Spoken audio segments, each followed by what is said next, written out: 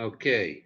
Again, good evening, everybody. Welcome to the Stockton NAACP Town Hall that we're having this evening, titled Saving Our Lives.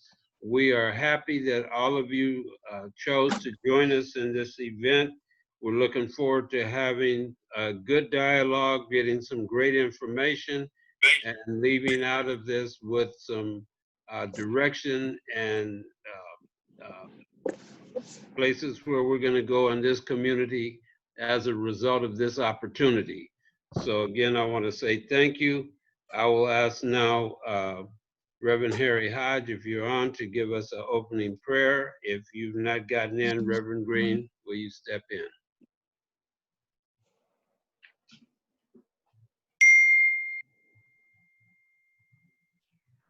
Go ahead. He's muted. You're not muted, we hear you. Okay. Can't hear. Are you praying? Can't hear you. You are muted. You're muted, Reverend Green. Okay. Can you hear me now? Yes. Okay. God, we thank you for this inspiration of Jesus. And God, we grant that we love you with all our heart, our soul, and our mind, and that we love our neighbors as we love ourselves. And God, we pray that in these days of emotional tension and all the stuff, chaotic stuff that's going in the world, we pray, God, that you would bring a calm to this country, to this city, to this state. We pray, God, that whatever we say and do here today, that it will spring up in our everyday living, and that we may reform the laws and transform this world, that they may see that this is a better place to live in. We thank you, Lord. We pray for each and everyone that's present here tonight. We thank you for their participation. Pray that whatever we say and do here tonight, that it will glorify and magnify your most holy name. Remember all those who have lost loved ones in this compound pandemic. We pray for the families all over this land and country. We pray for the leaderships all over this land, and pray that we just come together to make this world a better place. We pray that you will bless this meeting tonight.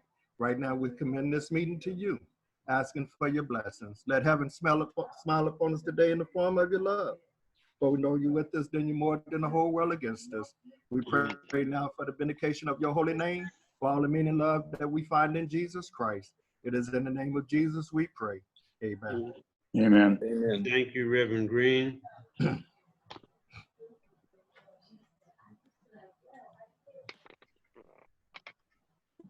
At this time, I will ask Deandria Davy to give us the meeting etiquette for the Zoom meeting. Okay, thank you, Mr. Bivens.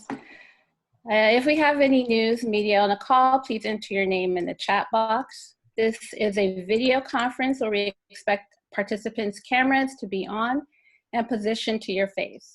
All participants' microphones will be on mute unless you are speaking. Also, please be mindful of your lighting and background setting.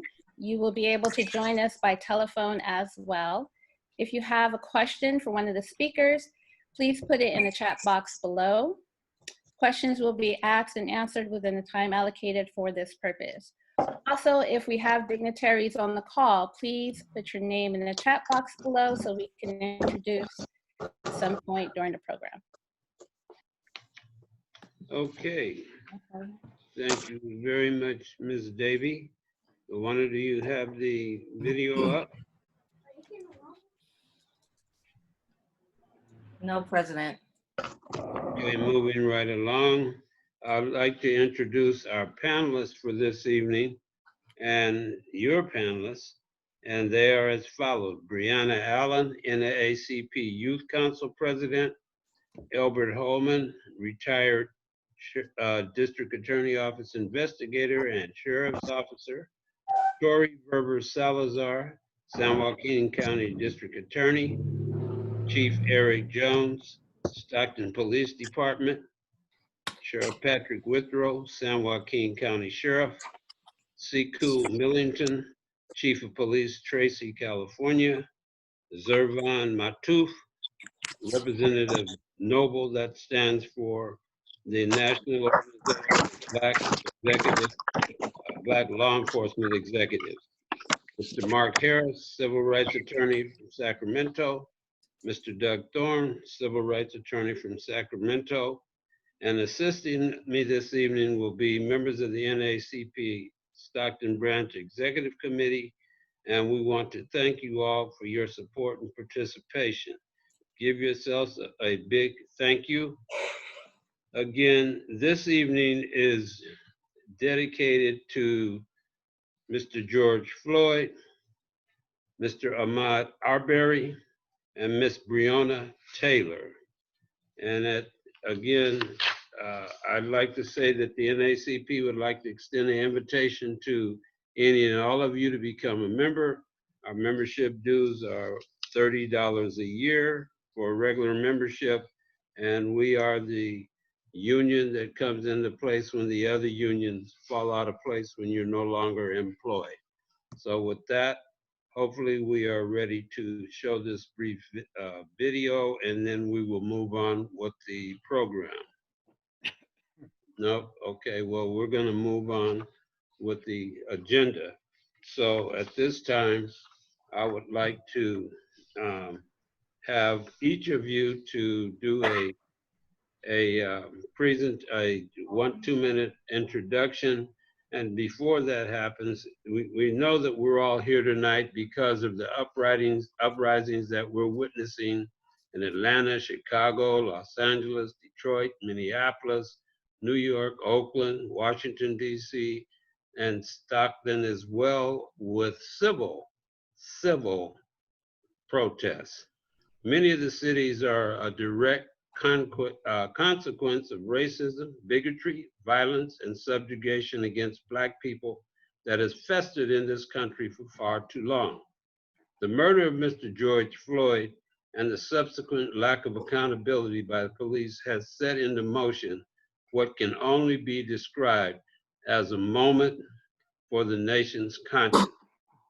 I also want to say that when we see the picture of the officer's neck on Mr. Floyd, it's not just on Mr. Floyd. Many African Americans see that as a knee on the neck of Black people that has been there since our origination here in this country and on this land. So with that, we will move forward. We will start our 2-minute opening statements with Miss Breanna Allen, Youth President, Stockton NAACP. Breanna?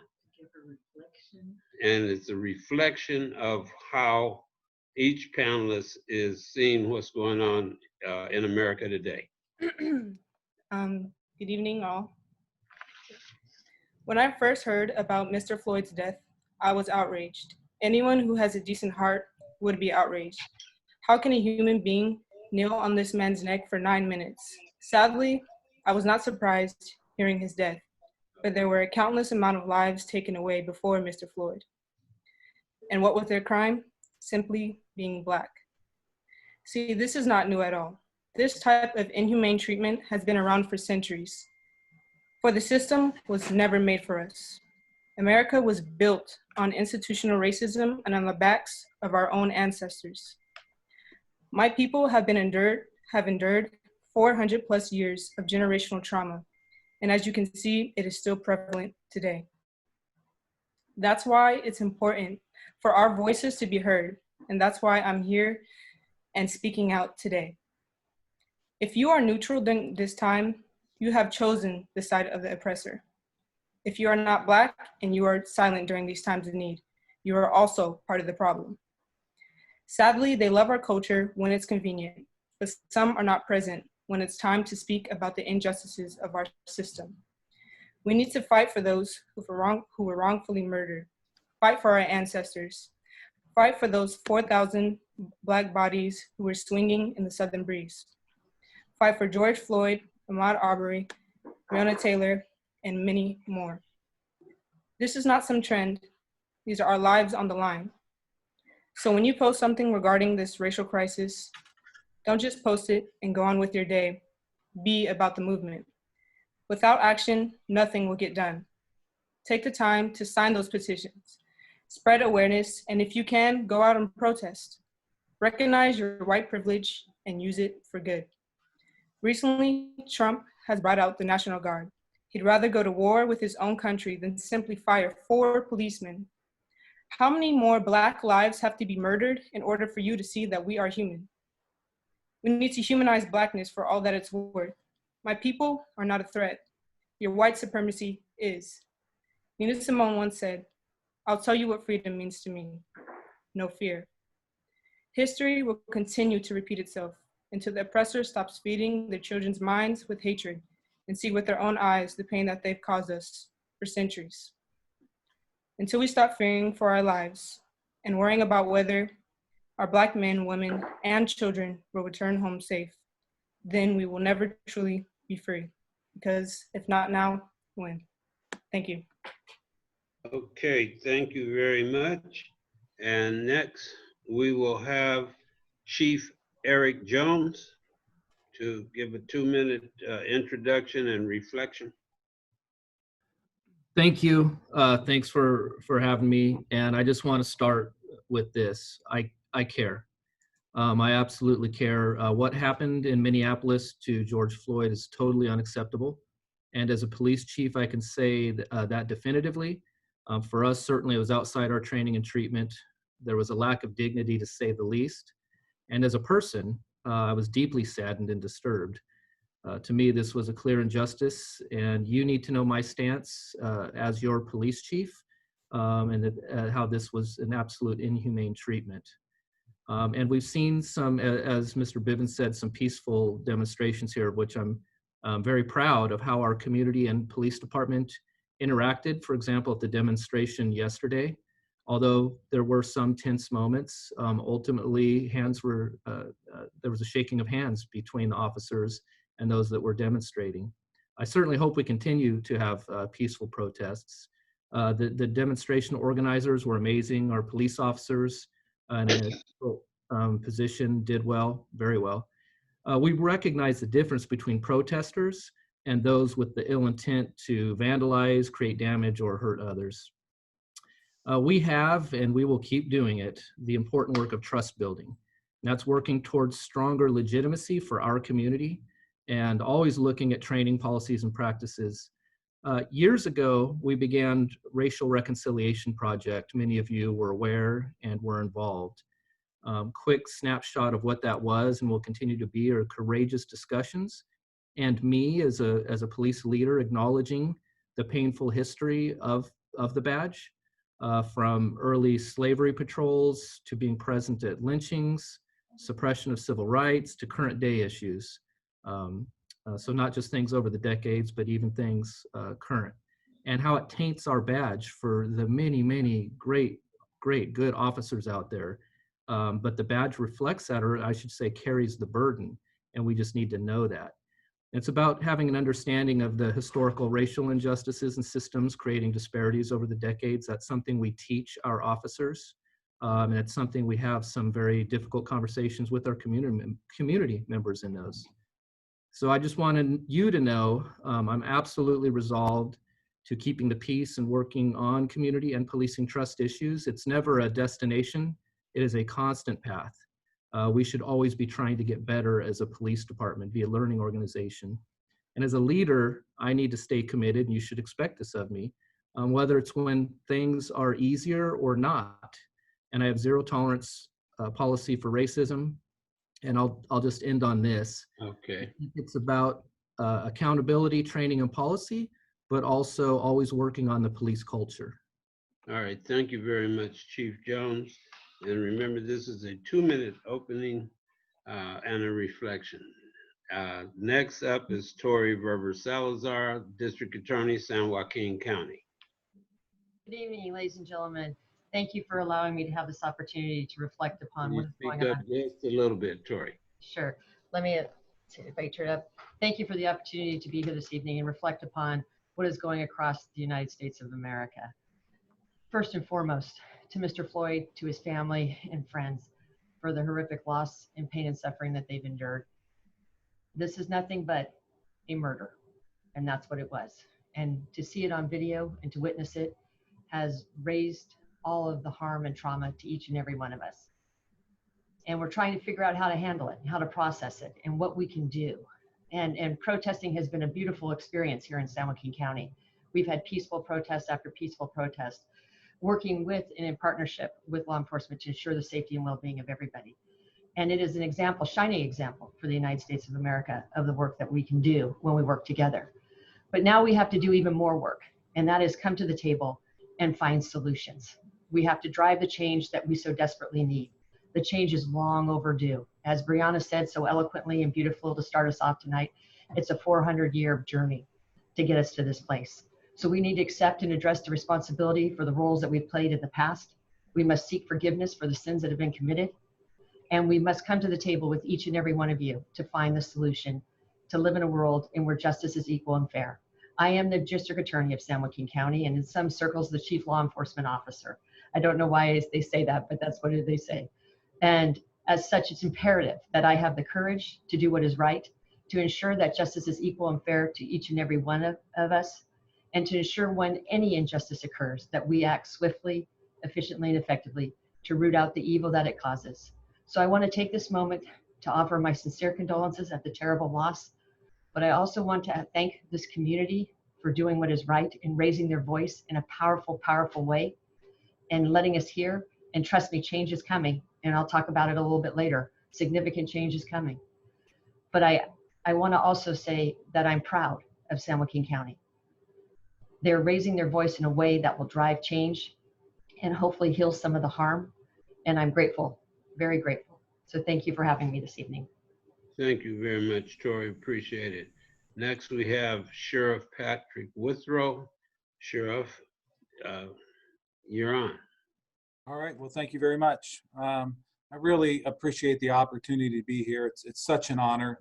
It's such a blessing for me to be in this position as sheriff here in San Joaquin County, and to represent the men and women that work here at the sheriff's office, and to work closely with Chief Jones and all the other law enforcement agency and the DA, and to have this opportunity in this position to finally have a voice in this, to really try and make a difference here.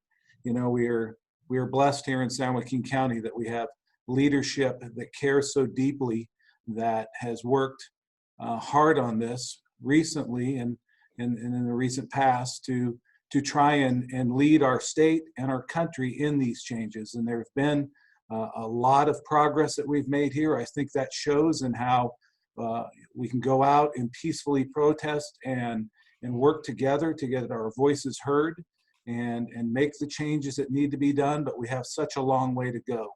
And I am just honored to be part of this, to work closely with all of you, with all our leaders, and to make sure that once again we've witnessed this horrific action by someone wearing a uniform and a badge, as Chief Jones says, that brings such dishonor to all of us.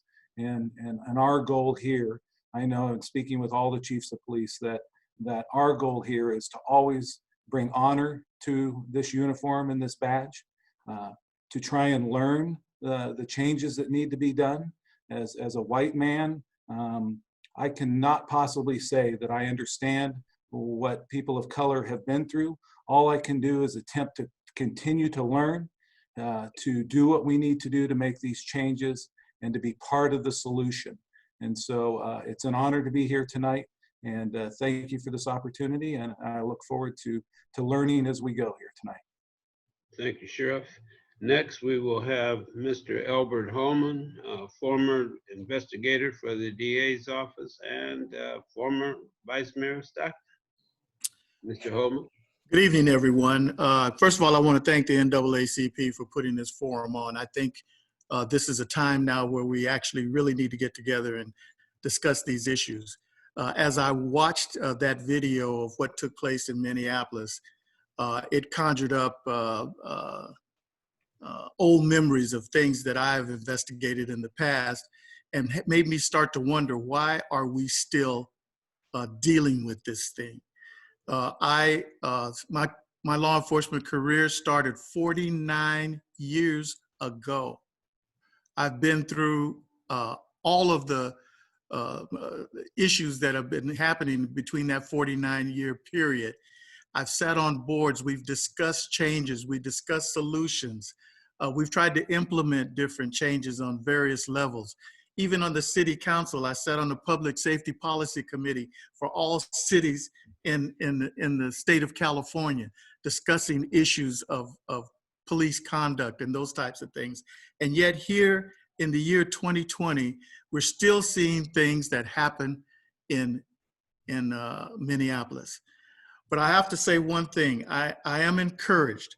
And one of the things that I'm encouraged about is that even though this is so tragic, and my heart goes out to the Floyd family and the others that have been victims of this type of behavior by law enforcement, I'm encouraged by the fact that as I look at the diversity of the protest and the protest participants, it's not just Black people standing up saying, hey, something's wrong with this.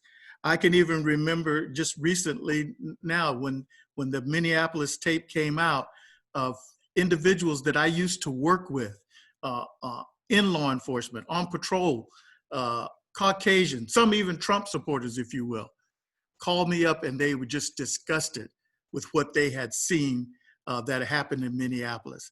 I think now is the time. We have to stand up. We have to be proactive.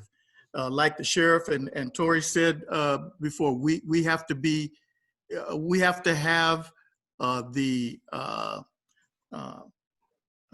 courage to implement the change that comes about. But we need to be at the table. It's going to take all of us to dialogue. It's going to take all of us to come up with the solutions.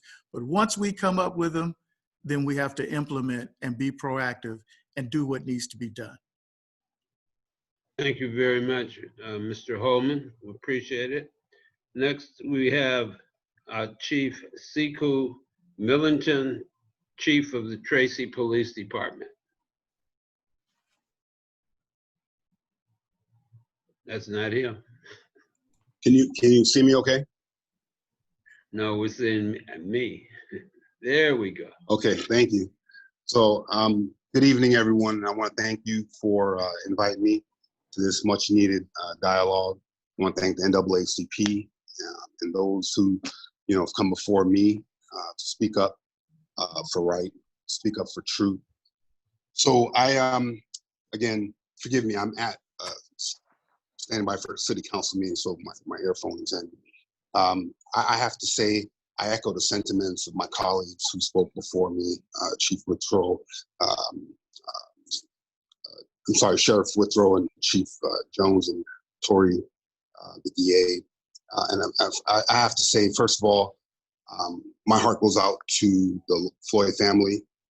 When I saw that tragic moment play out on video, I was hurt to the core. I was bothered. I was bothered that we've made so many strides in our law enforcement profession. I felt like we were at a moment where we're now taking 10 steps back. I know why I joined the profession, to be honest and to be true and to be caring and to be empathetic. And I didn't see that play out on that video, and it did hurt me to the core. Being a Black man in a blue uniform, I have a very distinct reality. I don't shy away from that. I like to think that I joined this profession for the right reason. I ascended to the rank that I ascended to in order to hold myself accountable and my department accountable, my colleagues accountable. So to speak up for right didn't seem like a hard thing for me to do. And I absolutely spoke out about this immediately, saying that it was not what we teach. It's not what we expect. It's not what we want in law enforcement. And it's our job to weed out the bad and encourage the good. I've seen some traumatic images on television. I've been a part of a lot of those images over the years, having worked in Oakland for almost 20 years. You can only imagine. It bothered me to see us back there again, sort of repeating the same mistakes of the past. And so,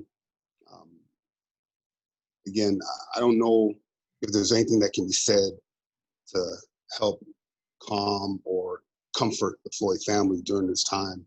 But I want, if they ever were to hear this, I want to apologize on behalf of those officers who violated the community trust, who didn't think about that man's feelings while he was there suffocating, dying at their hands. So, and that troubles me. I have a 21-year-old son, 25-year-old daughter, and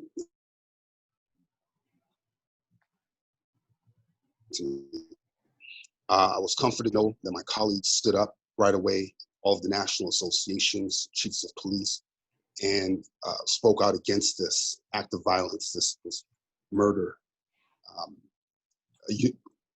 pretty much unanimously. And that made me proud. It made me proud that my colleagues would stand up for right, much like I do. I was happy also to know that being new to my department, 5 months now, I had an immediate conversation with my executive staff and my department as a whole. I researched our policies to ensure that we as a department are following the most contemporary policing practices. And it's not acceptable to stand by and watch wrong. It's not acceptable. It's against policy to not report misconduct and excessive force. It's just not tolerated. So again, I want to thank you for being here. I feel very honored, and also for Ms. Breanna, forgive me for not having your last name, knowing that young people like you are our future, hearing you speak so eloquently about the atrocity that played out before our eyes is very comforting. And know that we stand with you and all of the other members of the community who are speaking out at this very moment. Thank you, Chief. And we will come back to you, and you'll have an opportunity to talk about some of what you just talked about. So thank you very much, and You're welcome. welcome to San Joaquin County. Thank you. Next, we have Attorney Doug Thorn. Doug, you're on. Thank you. Thank you for inviting me to speak, and I appreciate the opportunity. I'm sorry that it's under these circumstances. George Floyd was murdered in a heinous display of complete indifference to human life. As I saw that officer sitting on his neck, it was all I could think about was this man does not care about people. There will be more George Floyds because there are more officers like that on our force. We need to make more effort to screen for compassionate people to do our police work. We do not need to have people like that officer on our force. There will be more George Floyds because there are more officers who refuse to intervene when they see their fellow officers break the law. The culture of silence and retaliation is real, and it needs to be quashed. We will see more George Floyds because there are more supervisors who do not do their job and intervene when they see officers breaking the law. There will be more George Floyds because we have weak training programs that do not bridge the huge divide that I see between the great things that we are hearing from the chief and the sheriff and what actually happens on the street. There will be more George Floyds because there are laws in place that make it difficult or impossible for the chief and the sheriff to get rid of bad officers. Those laws must change. There will be more George Floyds because there are laws in place that value a $20 bill over life. Those must change. There will be more George Floyds because there has not been enough done to resolve the distrust between law enforcement and the oppressed communities. There must be a better effort, and I was very happy to hear Chief Jones put that as a priority for his department. There will be more George Floyds because there's not enough young people who pursue jobs in law enforcement so that our law enforcement departments look more like their communities. There will be more George Floyds as long as we segregate ourselves and don't make a genuine effort to meet, befriend, hear, understand, respect, support, and love our neighbors who look different than we do. I too was encouraged by the rainbow of colors that I see in the protest and have hope in that change. I went back and looked at a video of the Selma March, and it is much different. George Floyd did not die in vain. There are 4 less bad officers on the street, and we have a national spotlight on these issues again that may provide us with the opportunity to make some of the changes that need to be made. Thank you. Thank you, Doug. Next, we have Attorney Mark Harris from Sacramento, civil rights attorney. Mark, you're on. Thank you so much. I apologize that my camera is not functioning. I did a 4-hour lecture earlier today on Zoom, and unfortunately, I won't be able to have you see my face. Probably better for you. I have a face for radio, they say, Mr. President. So it probably is a good thing. Let me get right into this. First, I want to thank President Bivens and the Stockton branch of the NAACP for putting on this amazing event with over 200 participants. Bobby, that's a big deal in these days and time to get 200 people to stop what they're doing and to participate. So I want to thank you and the NAACP of Stockton, the Stockton branch, for that. First, let me be clear. Black Lives Matter, exclamation point. Let me start with that.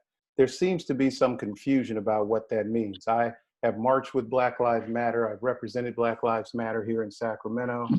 A commentator with the Sacramento Kings was forced to resign today for saying all lives matter.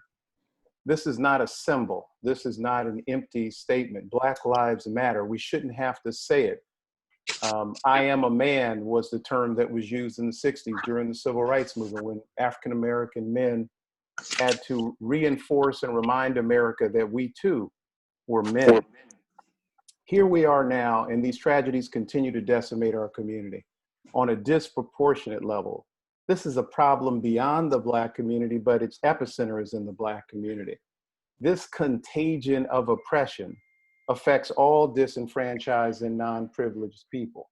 You know, I will say, and I hope no one takes this the wrong way, but hearing law enforcement, even the law enforcement assembled here today, Chief Jones is a dear friend. I consider him a friend, and others of you I've not had the pleasure of meeting. I was proud to hear the district attorney acknowledge that it was murder in Minnesota, and I hope that in fact there'll be a prosecution consistent with that. But it rings hollow. It's like you're just discovering today this is a problem. You apologize to the Floyd family, but how about to the Stephon Clark family? How about to the Joseph Mann family? How about to the Dejan Flanaugh family? How about to Breonna Taylor's family? How about to Ahmaud Arbery's family? These are just some of the most recent. Mann and Flanaugh happened right down the road in Sacramento. The others are nationally celebrated. Our law firm, Ben Crump, PLLC, which I'm a proud member of and the managing partner of for the Sacramento and Central Valley office, represents the Clark family, the Taylor family, the Arberry family, and the Floyd family, and will probably, sadly, as my colleague, Mr. Thorn, pointed out, be representing more families before this thing is over. When is enough enough? When law enforcement recognizes it has a problem, not just when it's under the glare of the national spotlight, when someone happens to hit record on a video, police transparency and accountability, in my mind, starts and stops with the chief.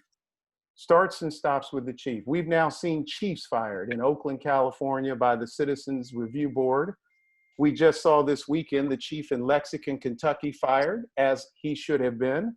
The chief of Minneapolis, with all due respect, should be fired, even though he's Black and Latinx. The chief or the sheriff, respectively, is the one who has the responsibility to make sure that the core is the core, committed ethically and in every principled way that you can imagine, consistent with what policing is supposed to be, to protect and to serve our community. Final 2 notes. Every community should have a citizens oversight committee with some real teeth. Stockton is no exception to that. I'm not talking about a window dressing, impotent citizens complaint board or police review committee. I'm talking about one with some real teeth. And I hope Stockton will have that in its near future. The ability to assess whether the behavior of the chief and or law enforcement was appropriate or inappropriate. That should come. And finally, our community, Black folks don't get off this either. We had in Minnesota a Black attorney general, a Democratic governor, a Democratic lieutenant governor, a Black trans vice president of the city council, a separate Black city council member, a Black director of public safety, one of the most dynamic Black Muslim members of Congress in the entire United States House of Representatives, and a Black Latinx police chief, and yet George Floyd was still assassinated on the streets of Minneapolis. That is absolutely abhorrent, and we need to hold our leaders accountable as well. Thank you very much, Attorney Mark Harris. And that was very well stated, because we look for accountability from everybody, and nobody gets to escape and get off the hook.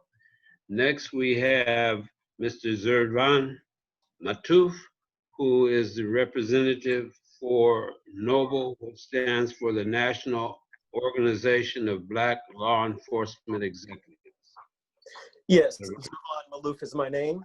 And again, I am the local chapter president of the San Francisco Bay Area chapter of N.O.B.L.E. First and foremost, I want to thank the NAACP for inviting me to this forum. Now, N.O.B.L.E is condemning the police tactics and actions that led to the death of Mr. Floyd. N.O.B.L is very concerned and alarmed of the deaths of Breonna Taylor and Ahmaud Arbery. Our condolences and prayers go to each of their families and to the millions that have been touched. The senseless deaths demands that justice be fair, transparent, and equal. N.O.B.L motto is justice by action. Now, who is N.O.B.L? N.O.B.L is the largest premier collection of African-American law enforcement professions in the nation. Our members lead over half of the nation's largest municipal and county law enforcement agencies. N.O.B.L helped start on their accreditation of law enforcement agencies, which emphasizes national professional standards for effective leadership, policing, and operations.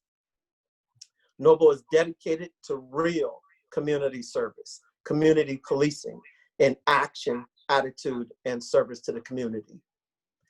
N.O.B.L is a leader of law enforcement agencies towards effectively moving towards the 21st century policing. Now, what is N.O.B.L doing? N.O.B.L has a three-point strategy to ensure that justice and address systematic issues related to the judicial system that result in the deaths of Floyd, Trayvon, Tamira, Laquan, Sandra, Eric, Freddie, Walter, Brown, Grant, and the countless others. Point one, we want a robust media strategy to push our message. Two, we're leveraging our influence at the local, state, and federal levels. We had private discussions with DOJ, DHS, Congress, the White House, and the FBI director with the sole purpose of demanding justice and recommendations to stop further preventable use of force deaths. And three, we are deploying every resource at our disposal to permanently address existing use of force principles, implementing 21st century policing practices, including mandatory de-escalation training, prohibiting restraints on the neck and above, mandatory requiring officers to render aid immediately after a situation, and mandatory officers to intervene where physical force has been applied when needed. Thank you. Thank you very much. We appreciate your comments and your participation. And now it's time for us to really get down to what we're here for. And we are here to discuss local issues and local policing strategies and practices. And our team is ready. Our team is set to go, and we are here to try to bring information and get input from the community on this subject. So to start out the questioning, we will start with Mr. Naji Zarif, Executive Committee member, and he will be questioning Chief Eric Jones. Naji, take it ahead. Thank you, Mr. President, and thank you again, Chief Jones, for joining us this evening. Have this important discussion. I have two questions to start off with for you. The first question I have is with the respect to the use of force and specifically excessive force, and we'd like to have you address the definition of excessive force by the Stockton PD and how those infractions are handled. And let me interject. You have 1 minute to answer the question. You thought I went too long last time, didn't you? Yeah. All right. So yes, we in our policies are online. So part of our transparency efforts are to put those out so that everyone can see them. Actual definition is in there, but it's essentially an officer using force that is not reasonable under the circumstance, under the totality of the circumstances. Have we terminated officers for using excessive force? Yes. Do I want to? No, but it's my responsibility because everything's about policy, leadership, accountability, training, and oversight. And so we have to have the right policies in place, make sure we're training them, and remember that culture eats policy for lunch every time. So you can have all these policies in place, and we have a policy that does not allow for what we saw in Minneapolis at all. We have a policy that says an officer is complicit if they're not doing something about it to stop another officer from doing it. We have those policies, but if we're not holding officers accountable as well, so we have an internal affairs process like many agencies do. I have no problem asking for outside Department of Justice or whoever coming in to take a look. I'm always open to anybody coming and looking at our investigations. And lastly, we have an early warning system like they do in Oakland where Saku came from, but where we actually aren't just waiting for complaints, we're looking for warning signs of maybe where there's smoke, maybe there's fire. So we have those components in place, but we're always looking at what else we can do to expand. Okay. Excellent. Thank you. And the second question that we have for you, Chief Jones, speaks to the comments and the points that Mr. Harris made with respect to a Citizens Oversight Committee or Commission.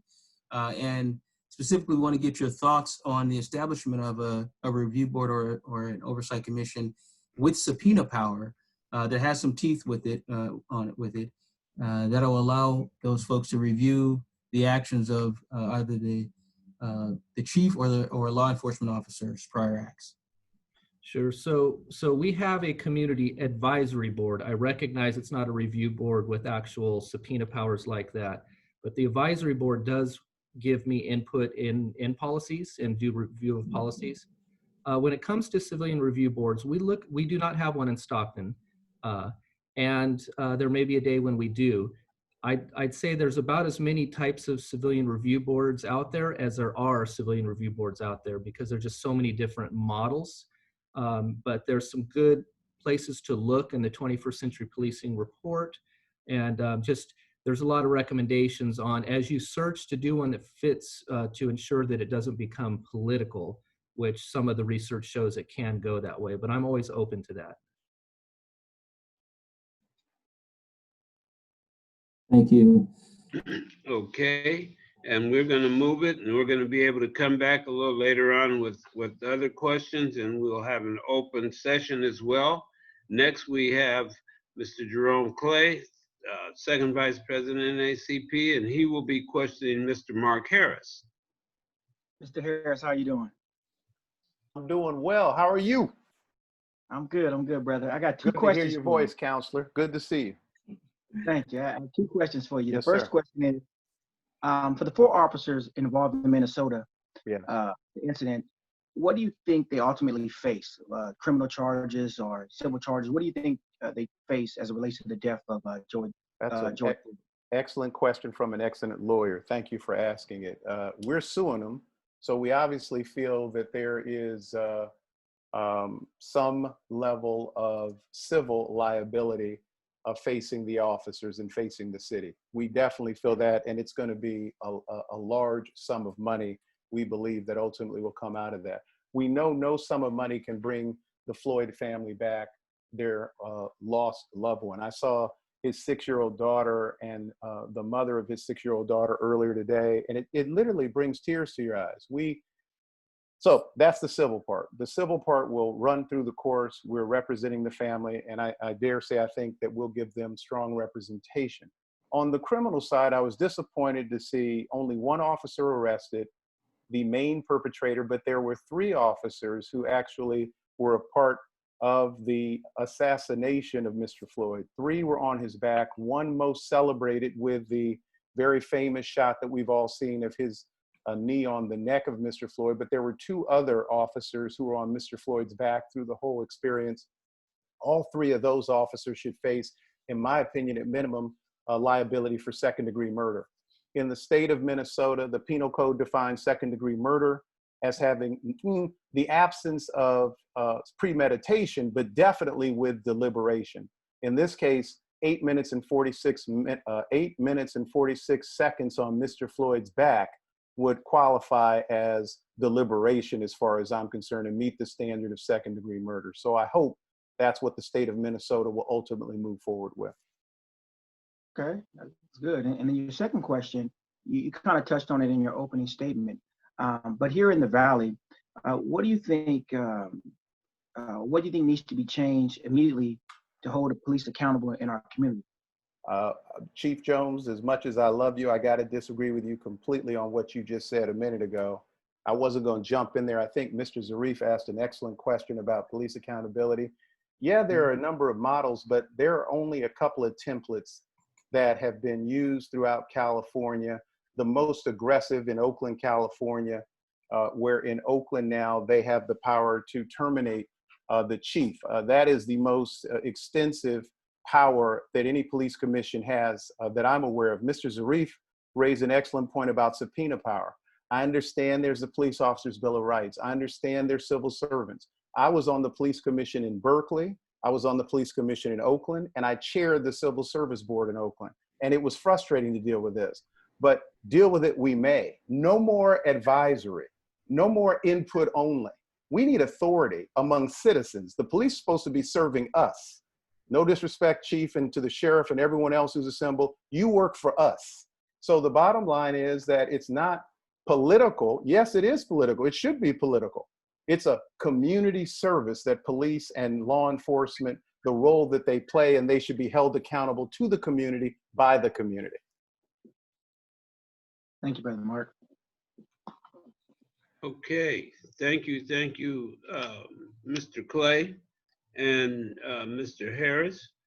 Now we will have Professor Evan Wade, another executive committee member of the NAACP, and he will ask a couple of questions of our district attorney, Tori Verber-Salazar. Attorney Salazar, it's good to see you today. I have a visual on my screen for the audience to see. And this visual deals with a commemoration reflection of 99 years ago. It was 99 years ago yesterday that this picture was taken. This picture comes from Tulsa, Oklahoma, and the massacre that happened there. If you don't know the history, it was the police chief of Tulsa, Oklahoma, who deputized white men to go attack Greenwood, the black section of Oklahoma.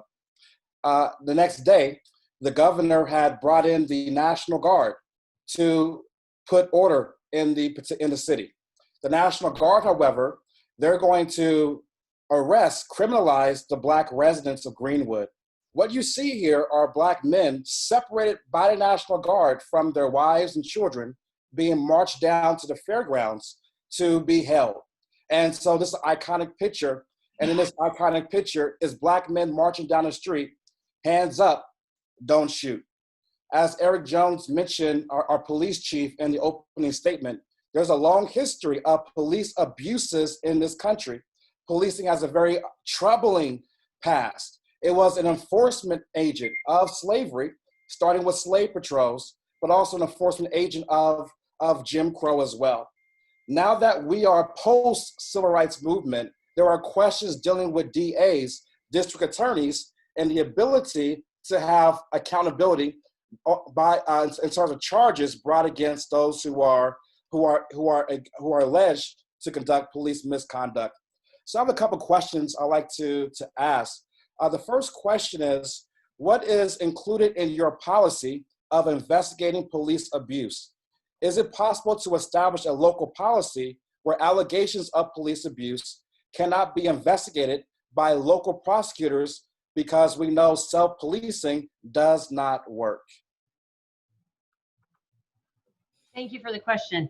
And let me give you a little history. In 1993, who is now Justice Murray, William Murray of the appellate court, was the deputy district attorney and the head of our supervisor of our homicide unit here, and realized that we were not doing this right, and did one of the most innovative things decades before anybody else was, and created the officer involved protocol here in San Joaquin County that requires multiple agencies to be involved in these investigations.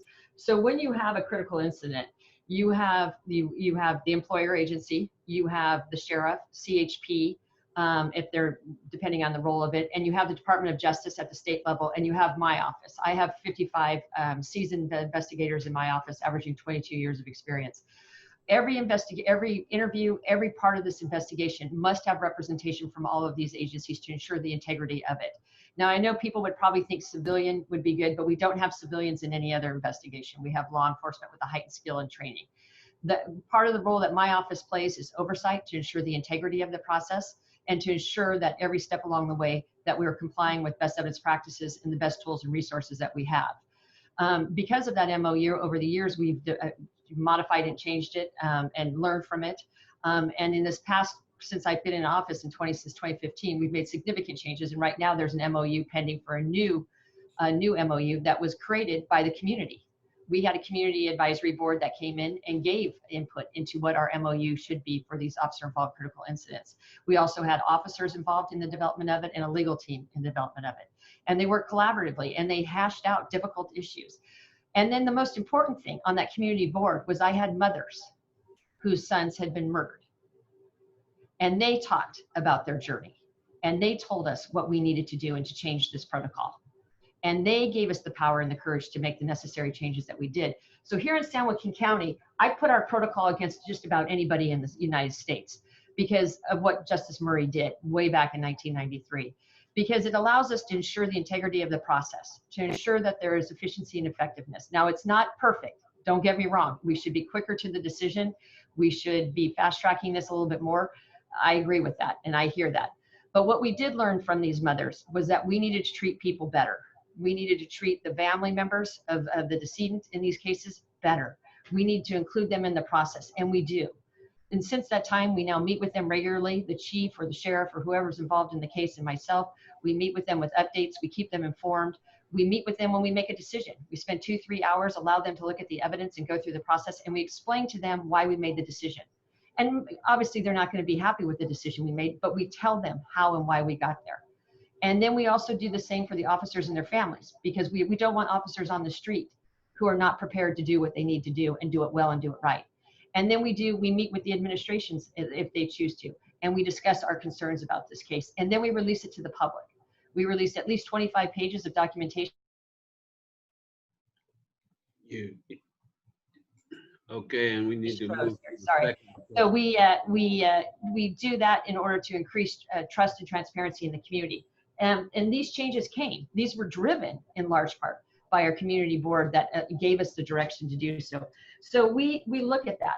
Every case that law enforcement sent us over involving officers that was not related to a critical incident, so say it was a driving under the influence or some other, whatever the case may be, we evaluate each and every one of those cases and we charged them. And if we had any questions or concerns about a potential conflict, we sent it to the Attorney General.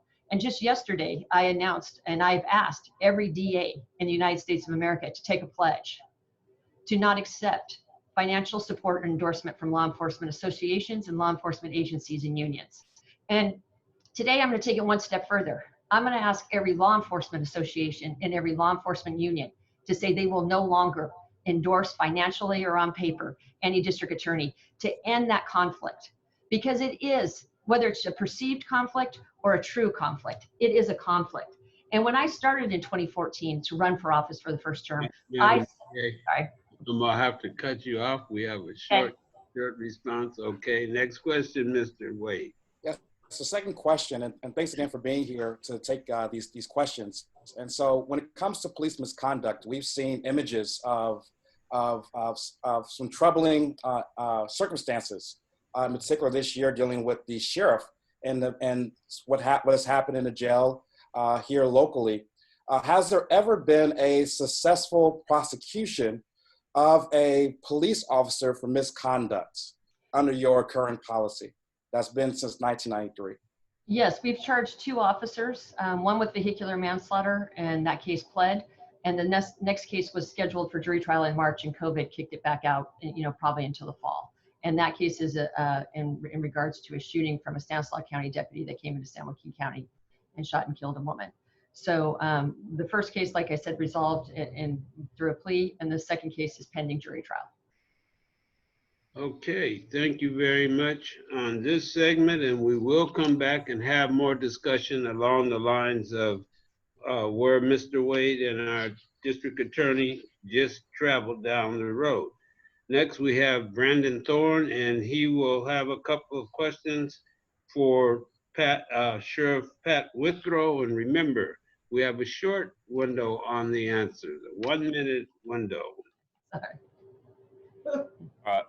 Good evening, everyone. Good evening, Sheriff Withrow.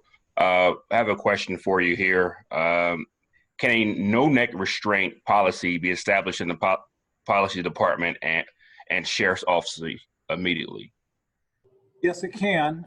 We go by the Lexipol policy, which is kind of the standard policy now that law enforcement is using throughout. So we have a procedure about going through, looking at our policies on a regular basis and reviewing them. And we meet with everybody involved when we want to change a policy and look at that. So it absolutely can be done, and it should be something that we look at. We've already, as you know, probably in the past, we've looked and adjusted the carotid restraint type of use of force policy. So, we're really getting away from any type of training of restraints where the neck is involved, where damage can be done there because of what has happened in the past. So yes, we can absolutely look at that. Okay.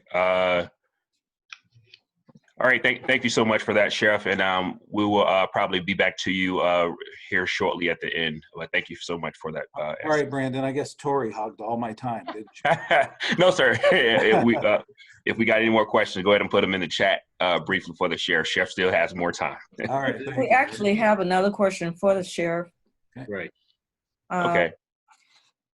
Do you have it, Brandon? I do not, Mrs. Bivens. Okay. So, good evening, Sheriff. Good evening. This question just states, we have seen in many instances where Black youth, men and women, have complied with the sheriff's deputies, and the outcome in many instances was mistreatment. How do you investigate this, and how do you prevent this from happening in the future? Well, it surprises me to say that, because we're very proactive about making sure that our officers treat everyone, properly and with respect. Every officer that is been hired since I've been here in the year and a half, I meet with personally to lay down my expectations of them on how they will treat the citizens of San Joaquin County, and that is unacceptable behavior. In the time that I've become sheriff, our citizen complaints have dropped dramatically. I believe because of the way that the culture that we're beginning to change and build here at the department about respect for all people. And but we expect people to let us know, and we will act immediately upon that. As it was mentioned with the incident at the jail, we immediately, the subject that was injured at the jail thought another department had done that injury, and I was the one who came out and said absolutely not. It was our officers that were involved in that incident, and we immediately started taking corrective actions. And as the DA mentioned, our protocol, because I wanted to be transparent, not only did I install cameras where they told me legally I couldn't install cameras, we got a thing that allowed us to do that. I invoked the protocol on that case so that my office stepped back, didn't do the investigation, and Chief Jones and all the other members and the DAs took that investigation over. So we expect people to let us know. We demand that people let us know when our officers are not behaving as they are supposed to. No one wants to work with an officer that is misbehaving, especially us. So please, we need to know about these things and investigate them immediately. We appreciate your honest response. Thank you. Thank you. Thank you very much for those two questions, Brandon and Luana. Now we will bring Luana Bivens to question or to ask the questions of Tracy Chief of Police, Mr. Siku Millington. Good evening again, Chief Millington. Are you there? I am. Good evening. Can you hear me? Yes, I can hear you now. So my first question for you is, what is your department doing to utilize non-threatening tools? And then also, do you have a non-lethal weapons division? Okay, great question. Thank you. This is actually very timely. Again, as I mentioned, I'm relatively new to this department, and part of understanding the department and the culture was to meet with our defensive tactics, our use of force instructors to understand what's trained with regards to force and de-escalation. As you know, I come from a department that was under oversight, very heavy on policy and guidelines as to how force is applied, how force is investigated. What I found is that this department is engaged in de-escalation. It's embedded in each application of force, and we're currently working on a standalone de-escalation policy. I looked at the policies with regards to use of the taser, use of defensive tactics, and use of lethal force to ensure that we are looking at de-escalation as a priority in each of the policies, as well as the training, the application of force. So that's what I know we've done thus far. The department is also engaged in procedural justice training. This is the first level of de-escalation, in my opinion, in my expertise, where we first verbalize our requests for compliance and then engage in tactics that are reasonable to gain compliance, and then immediately de-escalate once we've gained that compliance. I hope that answers the question with regards to what our department is doing. Was there a second part to that question? I think you completely answered. It was the having a non-lethal weapons division. So we do not have a non-lethal weapons division. We do have force options, and we have less lethal options. Again, I mentioned a few: the use of the taser, or otherwise known as the ECW, impact weapons, the 40 millimeter launcher, which again is meant to be a less lethal option in the event that that's the force that's necessary for that given instance. But to say I have a less lethal division, I do not. Okay. Nor, to be honest with you, nor do I have the manpower to do that. Okay. Okay, we understand. Do you feel that excessive force should be a standard countywide? And the second part of this question that was submitted was, how do you define excessive force in your department? Okay, so two-part question. You asked that if, I'm sorry. If it could, excessive force could be a standard countywide. So I believe, well, first of all, the policy that excessive force is a nationwide standard with regards to law enforcement and force. There's reasonable force by Graham standards, where force is used to reasonably overcome resistance. Looking at the severity of the offense, the act of resistance, and the threats to officer or to citizenry. So anything outside of reasonable force can be considered excessive force. So I'm not sure if you're asking the question if it's can be defined differently. Mm-hmm. Yeah, we're just asking in your opinion, and it might be so that you can inform the general public this evening. Is it a standard community-wide in San Joaquin? So it is. Okay. Yes. Okay. Absolutely. And And I then think the second question, part of that question was, how do you define excessive force? yeah, any force that's not reasonable given the circumstances, anything outside of policy and training.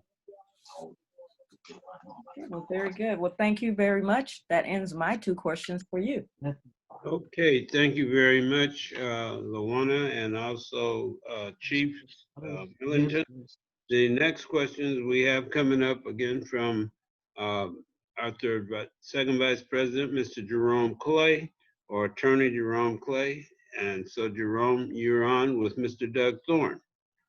Mr. Thorn, how are you doing?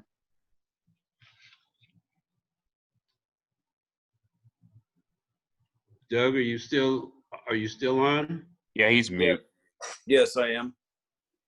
So for everybody who doesn't know Doug Thorn, he used to defend the police for about 30 years, Doug? No, you're giving away my age. I did it for too long. And so now he's on the plaintiff side. And so trying to see your perspective. You're cutting out, Jerome. You're frozen, but while he's frozen, I'll go ahead and ask the question. What are my rights if I know if I've been discriminated by the police or the sheriff's department? Your rights are to pursue legal action, but I'd like to start by telling you not to do it on the street at the time, but to remain calm, try to memorize what's happened, who did what, how they did it, when they did it, and then call the NAACP and seek legal counsel to pursue a civil rights case. You can also file a citizen's complaint, which each department is required to have under the law. I think the sheriff and the chief spoke to that. It should be a process where you are informed at the end of the process what occurs. There is a set of findings that you should be receiving a letter from the department about the outcome of your complaint. And the department is certainly free to go further and meet with you, meet with the chief, which I think they should do rather than just send a letter with a one line sustained, not sustained. The most important thing is to remember what happened and to contact the NAACP to help get counsel immediately to begin your process of the civil action. You can recover money, which is what a civil action is. And you can file a complaint, citizen's complaint with the department, and that would result in an employment action being taken against the officer if it is sustained. Okay. Can you hear me, Doug? Yes. My second question is this. Because you have defended the police, why do a lot of police officers get off? What is the reason, the main reason? Or why they're not? What happens in litigation as it relates to officers when they are sued? I would say there's not a overriding single reason why they, quote, get off. I will say this, that the laws are written and the Constitution is interpreted in favor of law and order and against resistance, against situations where an officer's judgment has to be in a split-second, tense situation. The law says that the officer wins in that situation. And that is often the situation that an officer finds him or herself in when they use force. It's a tense situation. It's rapidly evolving. And when that's the case, their judgment is often accepted as reasonable, not always, but often, because that's the standard that the Supreme Court has set. The department is free to set a higher standard for its officers, but I'm not aware of any that have. I did hear Chief Jones speak to a little bit of doing that in his department, which was encouraging. The departments are free to raise the standard and should raise the standard. And what we're fighting for is to raise the standard that officers must follow before they can use force of any kind. Uh, like the de-escalation issue, but that wasn't clarified. I'm sorry.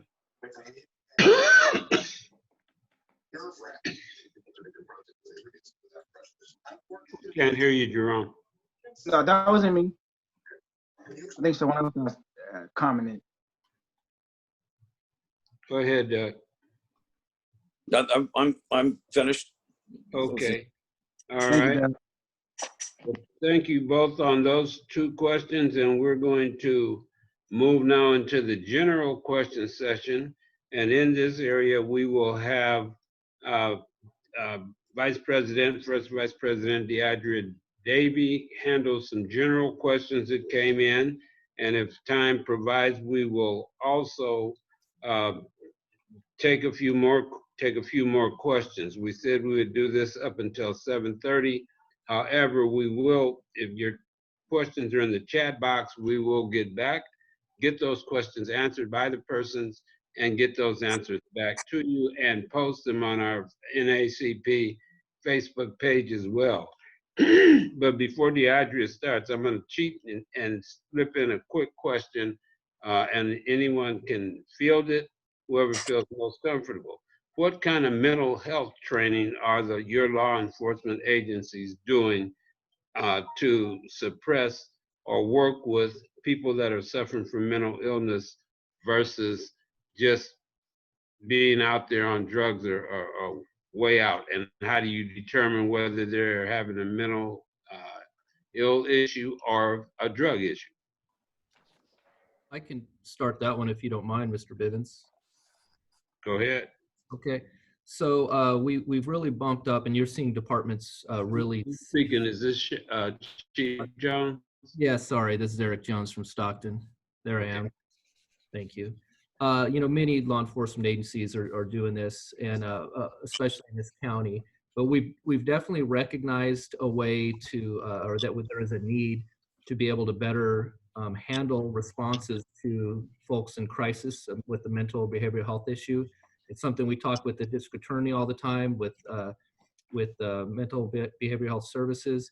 So we do regular trainings. Now, in my opinion, we don't want our officers to be, and they cannot be clinicians, but just some basic training that we do regularly so they can at least identify whether it looks like somebody might be in crisis. And we all know sometimes just the uniform itself could actually really make things worse for somebody going through an issue. So we were working toward also some response teams from behavioral health services where maybe it was more appropriate that they respond instead of police, because we're always sometimes expecting the police to be everything to everybody, and maybe we don't need a response, or maybe we want to respond with them. But these are things that we put at the top of our list at Stockton PD and really the county too, if anyone else wants to add to that. Yeah, if I could jump in, this is Sheriff Withrow. Yeah, absolutely. We spend a lot of time on this, and I heard somebody with the mic open talk about de-escalation, and this steps right in on that. And the question was, how can we tell the difference between mental illness or somebody under the influence? Often we can't, and we don't necessarily have to all the time as far as on our initial response. We just have to know that somebody's in crisis for whatever reason it is, and we teach our guys, and all of us here in San Joaquin County do this, where we talk about, trying to do the lowest level, and de-escalation is the biggest part of that. I'm fortunate that my first month in office, Post put out a thing about training for de-escalation. My captain literally wrote the book, the Post course on de-escalation. And now departments from around the state come and get trained by us on de-escalation. And so to us in law enforcement, we're just training our folks to know, because someone is in crisis right then, whether it's a mental illness or alcohol or drugs or whatever it is, or just a medical issue, is that we try and use that lowest level of force necessary and all those alternatives to try and get the person in custody and controlled as safely as possible. Then we get them to experts who can actually assess their medical condition and find out whether it's drug-induced or a health issue, whether it's diabetes or something like that, or mental issues. So we're all working very hard on that, and we're very proud of the progress we've made on that here locally. All right, DeAndrea, I'm going to turn it over to you. Thank you, Mr. Bivens. And I just want to remind everybody, if you're not talking, please mute your mics. Thank you. So the first question is, in 2019, California passed Assembly Bill 392 regarding modernizing the use of standards to increase public trust. Do you think this is working? And if not, what do you think needs to change? And so these questions can be answered by anybody on our panel.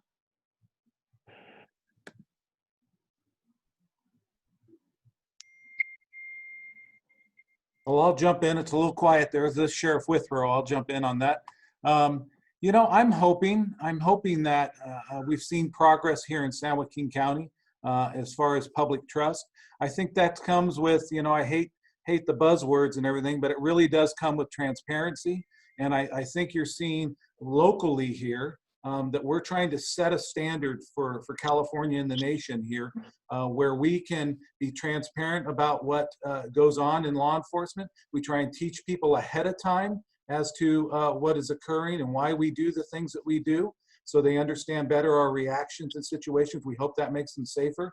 And then technology, as far as body cameras and cameras in our vehicles and cameras in our custody facilities, all those type of things that allows the public to watch and see what we're doing and judge us on our behavior.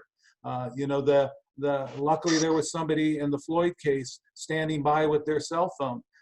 But we all here in San Joaquin County, and my agency was the last to get it, have the body cameras. And we have been very forthright with getting those out as quickly as we can, and being open and honest about what we do, and admitting when we make mistakes and try and do better, and weeding out those people. If we have cops out there that are intentionally doing bad things and hurting people, we don't want them here, and we want to weed those people out.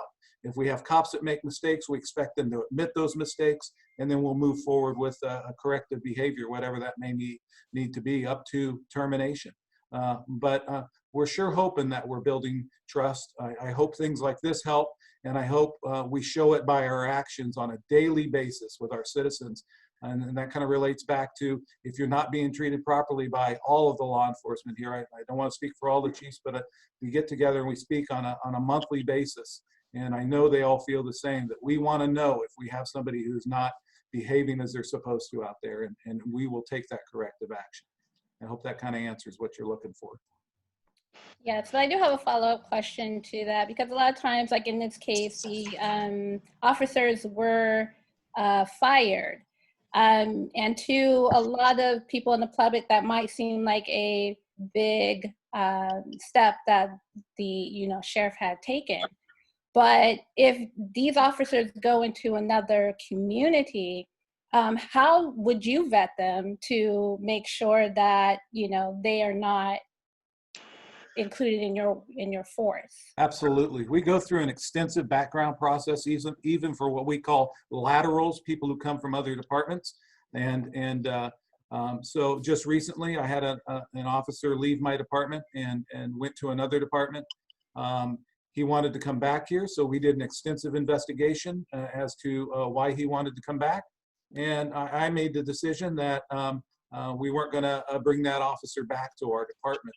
So they go through a background process where we check on anything that's happened at other departments. And as I said before, nobody, you wouldn't want to buy a car that has problems. Well, it's even obviously 1,000 times more important here in law enforcement. We do not want to start with problems. We try and get good candidates and get them into our departments and train them up well. We don't want to start with problems. So we do an extensive background on those.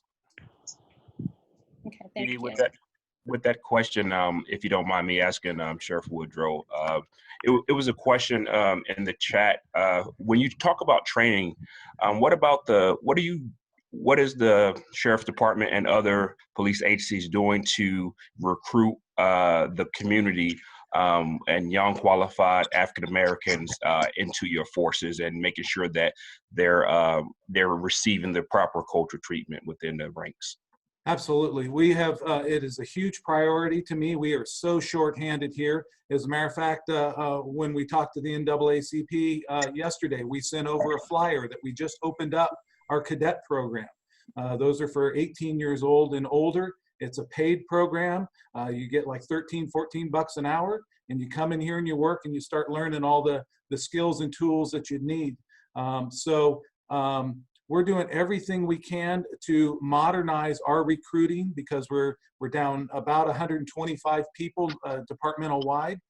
So we're looking for a cross section of our community. We would love to get people here locally who grew up here, who know our streets and our neighborhoods and our families, and get them in here. We're using professional companies now to tell us how to, instead of we're just a bunch of cops out there, you know, putting a sticker up on the side of a bus, we're getting advertising companies so that we're reaching the young people in our community through the stuff that I'm not really good at, Facebook and Twitter and all those type of things, so that we get our message out. So, and we go out and speak in public as often as we can. I know Stockton PD is always hiring. Tracy, I'm sure, is hiring. So all of us are looking for good qualified candidates, and we want them to be homegrown here. So we're trying to be as proactive as possible of that. And I can, again, don't want to speak for all the chiefs and everything like that, but we would love to have a very diverse community within our department that reflects our community outside our department. Very, very good, Sheriff. And can I add something? This is Eric Jones. Yes, go ahead, Chief Jones. Yeah, just specific to some diversity, and I actually saw it in the column there, but to increasing our diversity, or just our Stocktonians, right, who automatically reflect our diversity in our school district.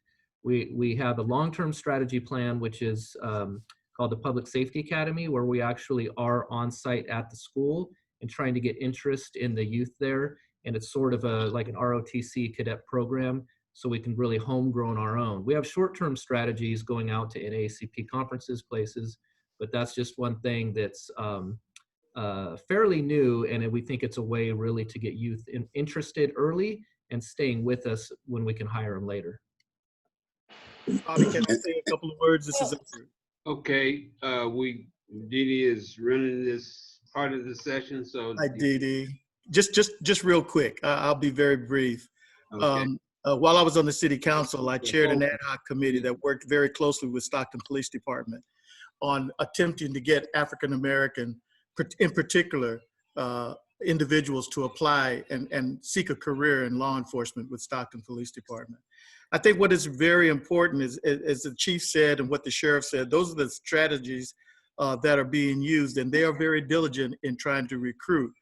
But I think as leaders in the Stockton area and others, it's things that happened in the Arberry case and cases before this that people see, or our youth see, that a career in law enforcement is not something that they want to aspire to. So we need to really continue to encourage them that law enforcement is an honorable profession when done right. It's very much needed, and they can do a great service to their community if they would just seek that advocation going forward. I know when I first came on in law enforcement, didn't want to do it. I was talked into it.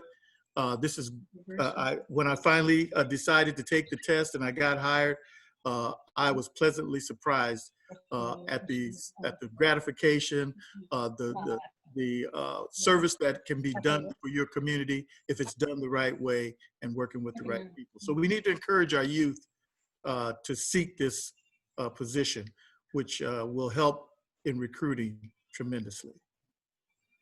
Thank you, Mr. Holman. Deidre, my team is expecting that we would be stopping at 7:30. We have a lot good questions in the chat box. And I want to say to our guests, if you can stay with us, we're going to run a little longer and try to answer some of these questions in the chat box to accommodate our community. And if you have to leave, then we understand, but we're going to run at least about another 15 minutes or so and allow these questions that Deidre has and the questions box, some of them to be asked. Thank you very much. All right, thank you, Mr. Bivens. Does the police and the deputy sheriff have yearly community justice training? And to your knowledge, what is included in the training?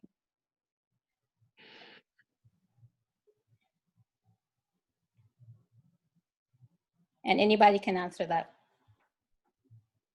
question. So this is Chief Millington with the Tracy Police Department. I'm not sure if my video is running here. A little technical difficulties.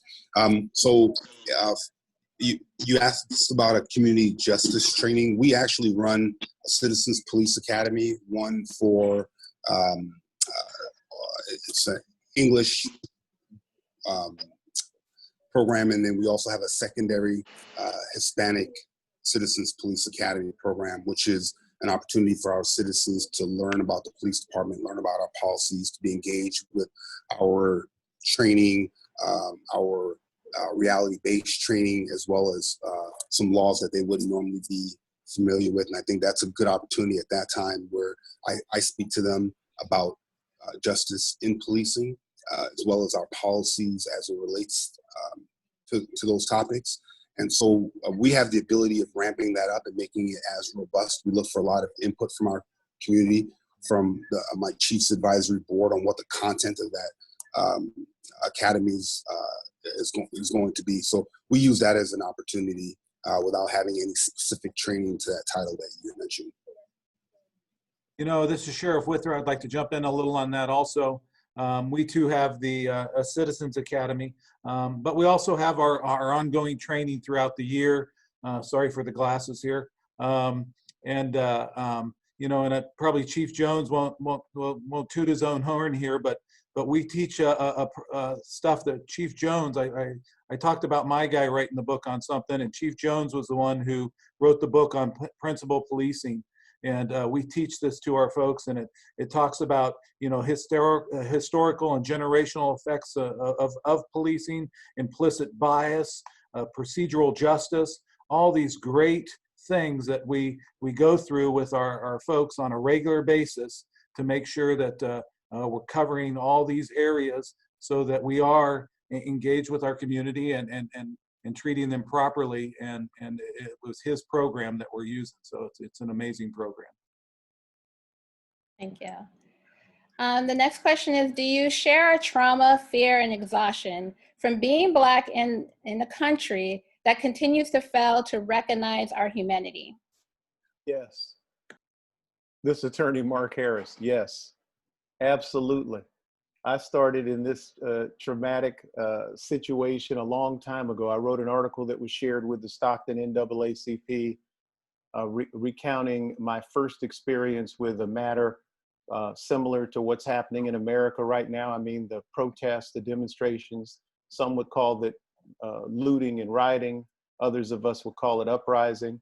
It started for me in 1965 in Watts, California. Again, as it turns out, in August of '65, with a CHP stop of an African-American gentleman who was accused of something and was roughed up on the scene, which then gave rise to what became the Watts riots of 1965.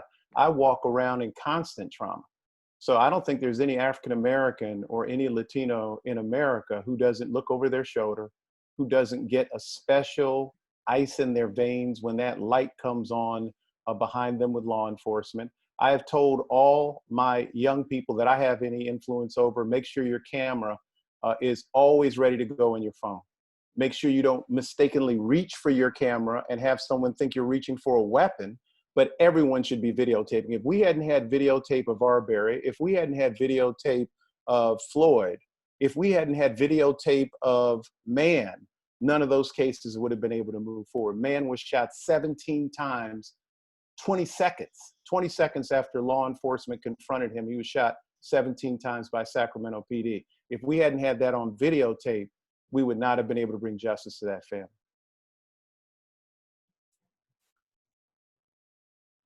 Okay, thank you.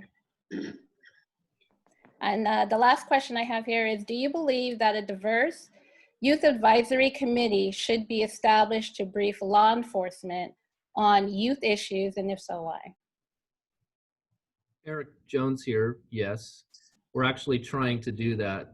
Working with Miles Harris on a youth empowerment strategy and a youth engagement strategy, and it needs to be diverse. And we've done a lot of work with hearing from our community and community voice and community advisory board, but candidly, we've just not reached the youth, and we haven't done it so in a meaningful enough way yet.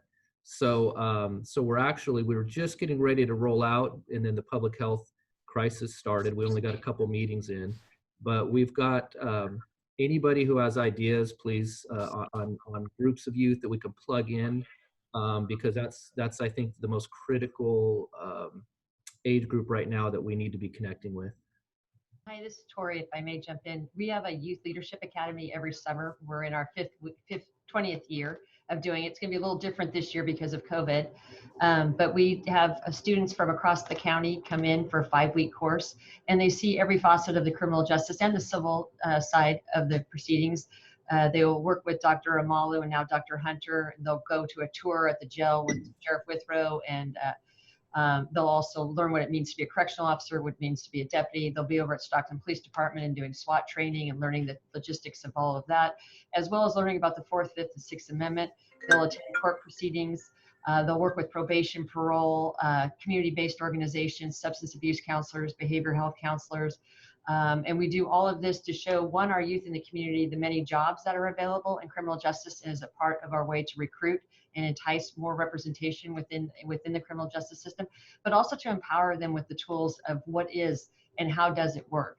And then from there, they take it back to their schools and teach different programming and different instructions, whether it be about human trafficking or policing and policies, things like that nature. And then they also sit all year long on a board and give us recommendations, and probably keep us a little more tech savvy than we would be without them. But so we do work with our youth, and I'm very grateful for the sheriff and the chiefs all contribute and help us in this program every summer. Yeah, and this is Sheriff Withrow. I'll piggyback off of both the chief and the DA.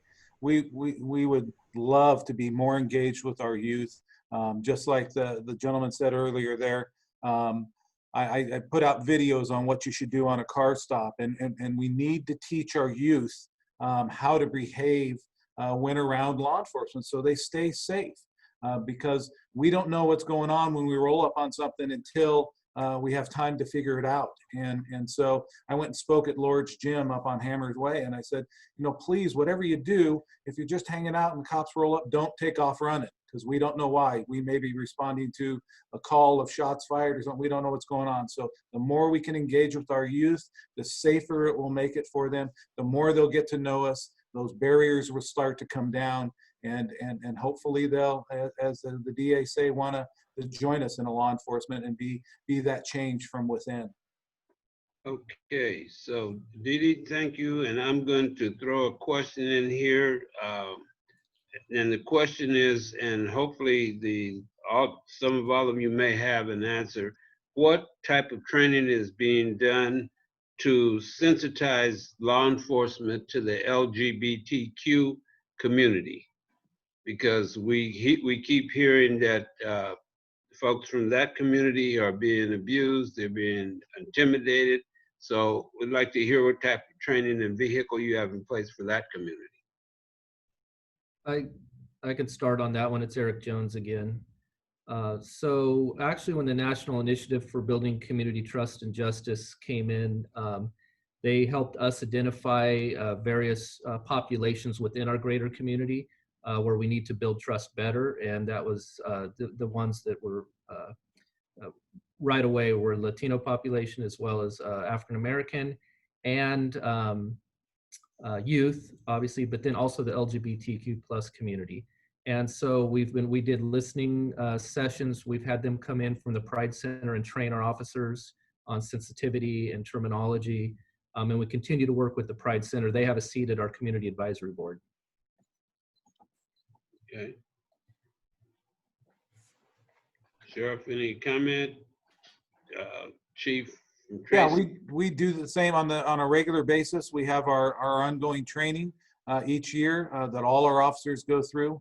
And we also have someone from the community come in and speak on those topics. And and work really hard also to reach out to that community to ask them to join our ranks also. So I'm a big believer in the more diversity we get within our department, the stronger it makes us. So we take that opportunity to reach out and learn from them and then grow from that and try and do a better job every time we encounter them out there. Okay, well, thank you both. I'm going to step out and Luana's going to bring questions from the chat box as we promised to do, so that I understand there's some great questions in there. So Luana, are you bringing the questions from the chat box?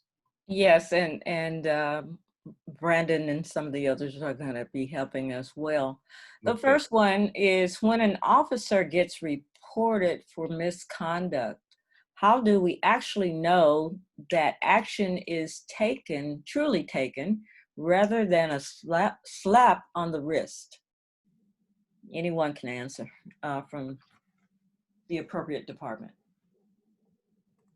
Well, this is Sheriff Withrow. As mentioned before, there's a procedure that we have to follow, and by law, we're required to accept the complaints and investigate them. And then at the end, you're notified.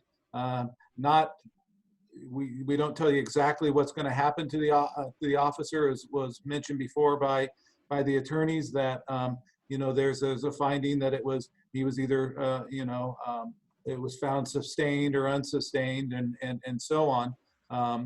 And you can reach out and talk to us a little bit about it. There's some that keeps information that we can't release, but we do have to follow up with those folks that complain, and if it's a formal complaint like that, and let them know the answer.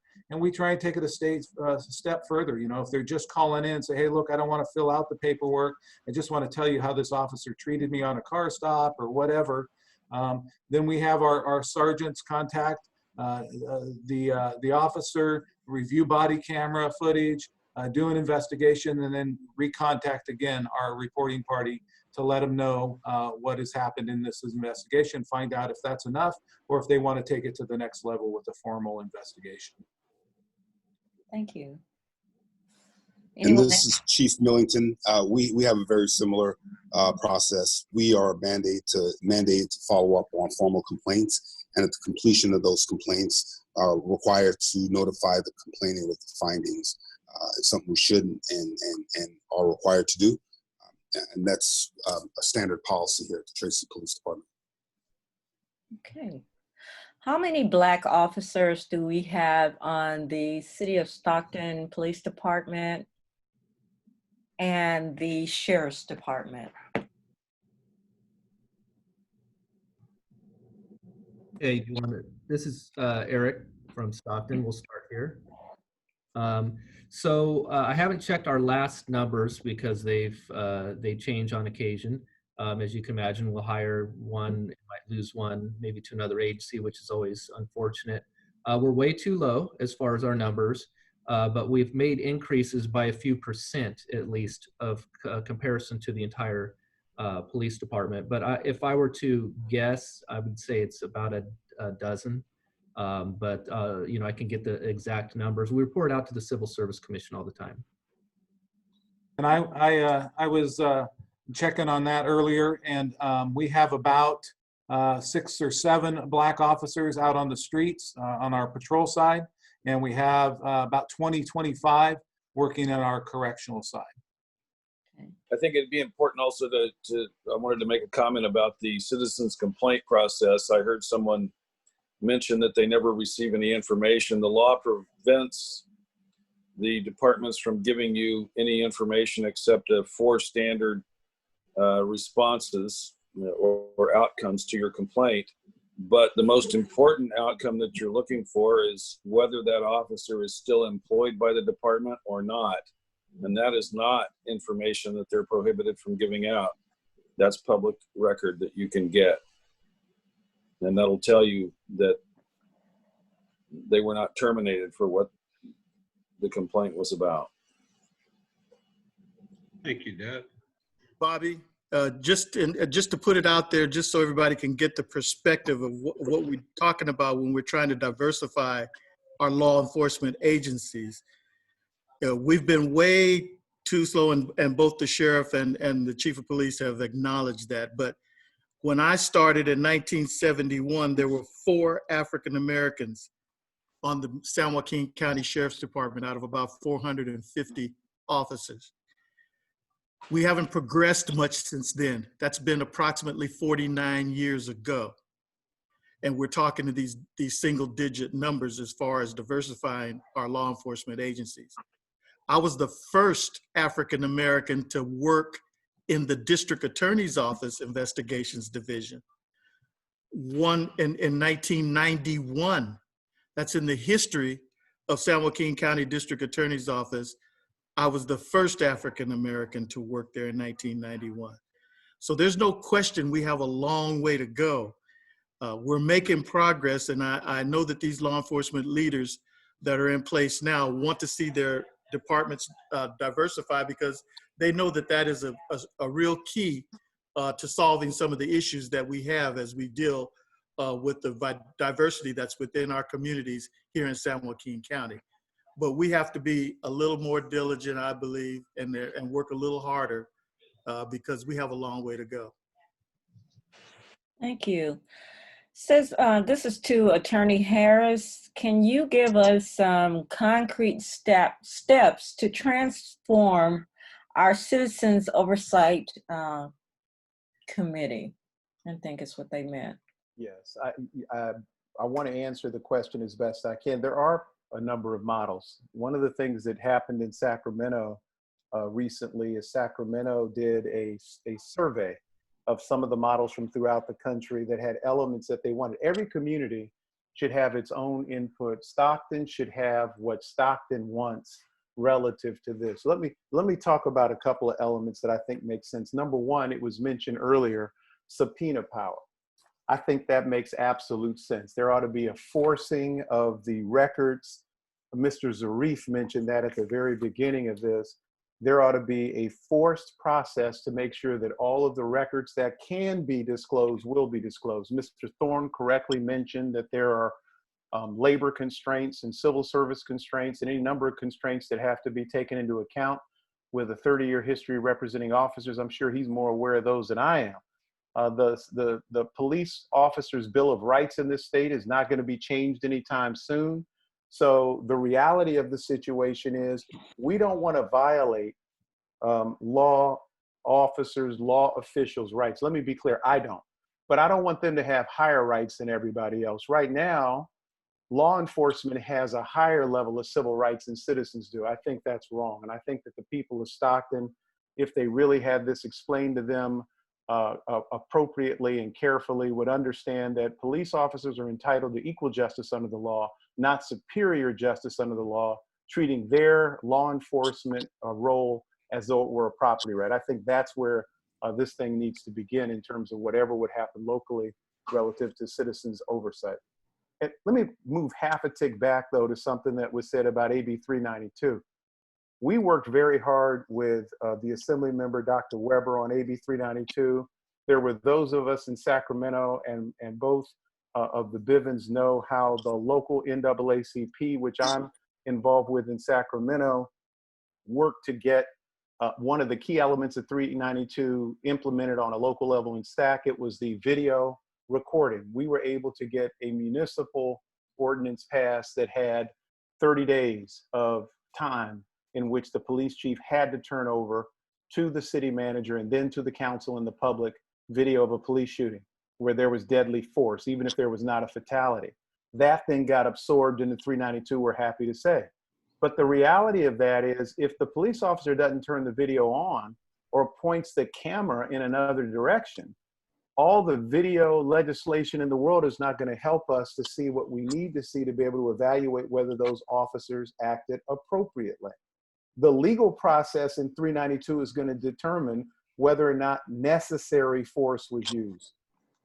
It used to be reasonable versus necessary. Now it's necessary. There has to be a showing of necessary force. In order to be able to do that, you need records. You need access to records. And I hope that the city of Stockton, the residents of Stockton, will determine that this is important enough for them to follow up on relative to a citizens review process with teeth, with real teeth. There's another process that's worked very well for another community, the city of Davis. About 10 years ago, there was a lot of strife in the community over police enforcement in the Black community, the Hispanic community, and the city council evaluated, tried to actually take the step to implement a citizens review, and there was a California Supreme Court case that said they could not do that. And they selected the model of an ombudsman for people with complaints about the police and police officer, the police department, some law enforcement matter, to schedule. They have an ombudsman, a full-time ombudsman that can be notified. We'll meet with the citizens. We'll look into their complaints. We'll include them in the process. It's a really good model for bringing the person with the complaint into the process without violating the officer's rights under state law. And I believe if you contact the city of Davis city manager, I know the ombudsman's still there. I believe it's the same one they hired when I was involved in the process. So it's been 10 or 15 years. And everybody involved, all of the communities involved turned out to really like and appreciate the police ombudsman. So that's another process that you can look at to help people understand what's happening with their complaints, how their complaints are resolved, what happens to the officers, whether they stay in the department or not. And oftentimes those complaints, I know on at least one occasion, resulted in a change of policy because it's good for the department to get the input from the ombudsman and to have a meeting of the minds as to what happened, whether it was fair, whether there was a racial element to it that needed to be addressed. It's a very good model. And one of the challenges, Mr. Thorn, and I know this, there are plenty other questions, but in Sacramento County, we had an ombudsperson who was the former police chief of Sacramento, who was fired when he came up with a report critical of the Sacramento County Sheriff. So even with an ombudsperson, you have the process. If the person deciding whether the ombudsperson can be honest and objective is the same person that the ombudsperson is looking over, if Sheriff Withrow is the one person who can determine whether the ombudsperson in San Joaquin County keeps their job, that defeats the whole purpose of having an ombudsperson in the first place. And that's what we found to be the case in Sacramento County. True, the sheriff in this state has the power to say no to the ombudsman. The police chief does not, but the sheriff does. So, but I'm not talking about it in lieu of the Citizens Advisory Council. I'm talking about it as a compliment. That's nice. I like that. Thank you. Yeah. Okay, I'm gonna say thank you to all of the. Mr. Bivens, we had one more, I think. Want to go ahead? Okay, you have one more. Go ahead. And that was from Deidre or Najee. So I had a question here, and it says, what role does police unions have in the retention of officers with multiple complaints, and what should be demanded of them to eradicate this practice? I can answer that as a former attorney for the unions. They play a very big role. They hire defense counsel, and they exert a great deal of pressure on administration to direct the resolution of complaints against officers in a manner that's favorable to the officer. Okay. And that's the last word. That's a tough word you just laid out there, Doug. So again, I do want to, yeah, for real. I want to thank everybody that was involved tonight. I want to especially thank the NAACP Executive Committee members that have made this be successful: Najee, Deidre, Lawana, Brandon, Jerome, Reverend Green.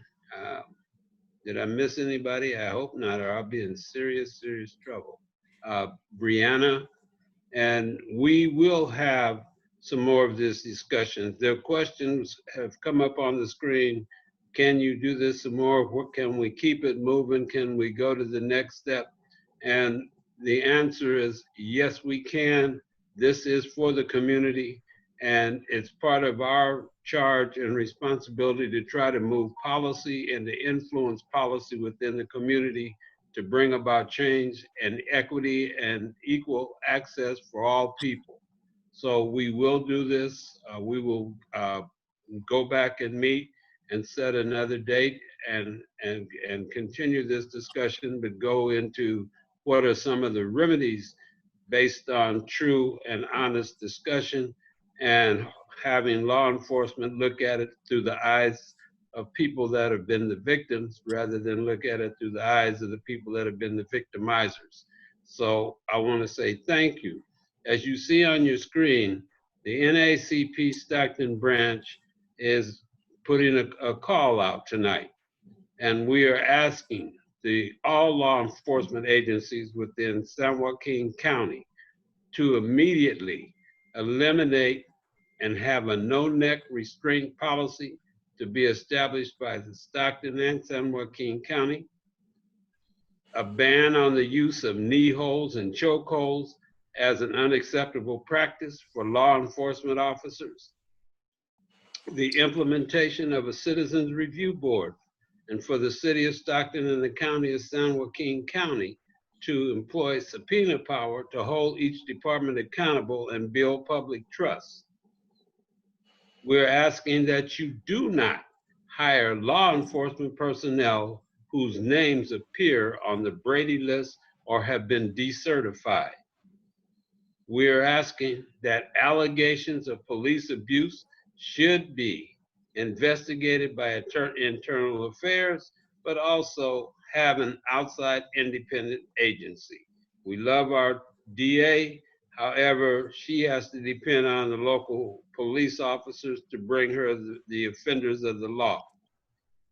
That the standard procedure for the county, for a countywide, be defined, that they define excessive force for San Joaquin County, and that police officers should be vetted regarding their prior records for police misconduct and prior to being considered for being hired.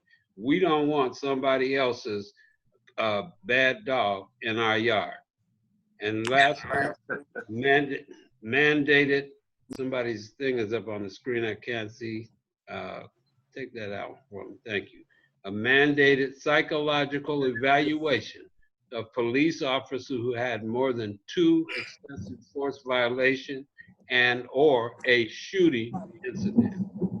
That is what the NAACP Stockton branch is asking for from the local law enforcement for San Joaquin County, starting at the DA's office and coming down to all the other agencies.